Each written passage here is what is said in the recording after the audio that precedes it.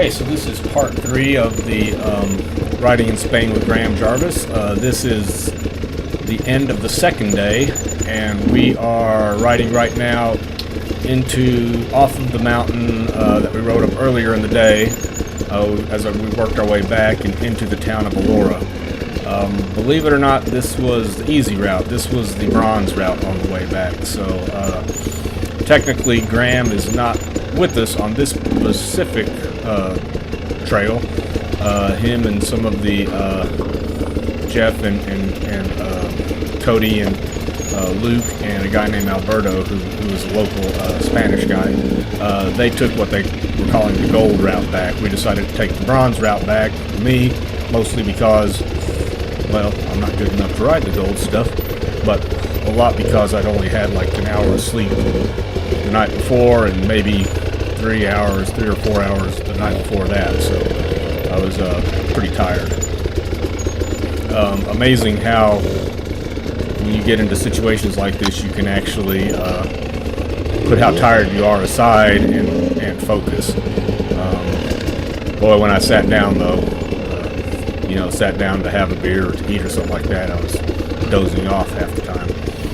Once you got on the bike, you gained all your focus back and were able to perform. This was actually, despite the lack of sleep, this was actually, in my opinion, I think probably the best day of riding.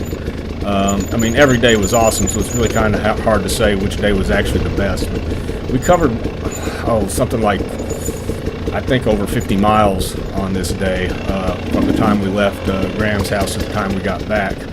And it was by far the longest day. We didn't get back till well after dark.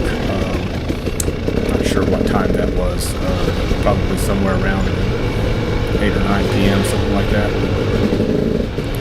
But this was a cool town. This is the town of Alora, which is a Spanish town not too far from Graham's house, but it's all white buildings, so it's literally out of like a James Bond movie or something. You can picture high-speed motorcycle chase through these narrow streets and stuff. Pretty cool just riding around through here, which is I tend to probably have a lot of video of this, mostly because I just thought it was kind of cool riding through the town on your dirt bikes.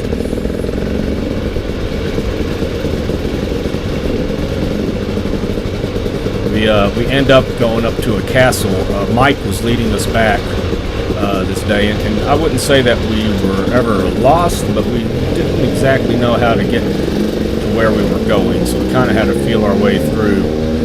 And obviously when you're in these narrow streets like this, with buildings on both sides, you can't really see, so we ended up coming up here to the castle, not so much to visit the castle, but we could, you can see off to the right, you can kind of overlook the valley, and we can see which road we needed to get on, and we kind of work our way back there. So Mike got us back. He did an excellent job, and that's him right there on Graham's 250 race bike and 254 stroke, and we managed to figure out where we're going, worked our way through town.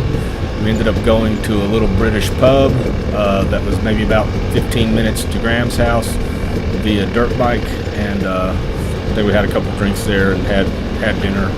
I had some spaghetti there, which was all the food at Graham's house was really, really good. I don't know that I was too much of a fan of some of the other restaurants around. So I think maybe I just ordered badly in some cases. It's kind of cool here. These kids wanted to high-five us. The right hand was good. The left hand with my clutch hand, that wasn't quite as easy.